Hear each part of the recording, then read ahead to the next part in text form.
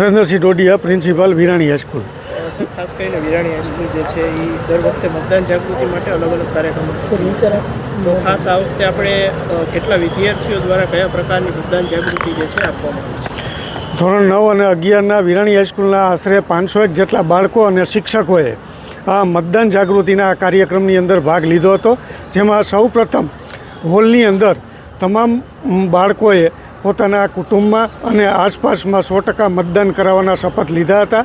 તેમજ વિરાણી હાઈસ્કૂલના વિશાળકાય મેદાનની અંદર VOTE વોટની માનવ આકૃતિ બનાવી અને લોકોમાં મતદાન જાગૃતિનો સંદેશ છે એ ફેલાવ્યો હતો. આ બાબતે કંઈ રેકોર્ડ ખાસ નોંધવા માટે આપણે અલગ અલગ પ્રકારના રેકોર્ડ નોંધાવતા હોય?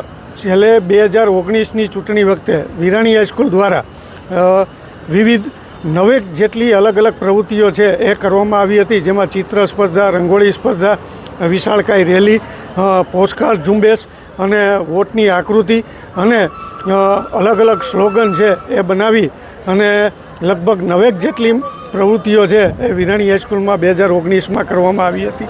હજુ ગઈકાલે જ સ્કૂલની અંદર વાર્ષિક પરીક્ષા જે પૂર્ણ થઈ છે અને ત્યારે અન્ય પ્રવૃત્તિ છે એ શક્ય ન હોય.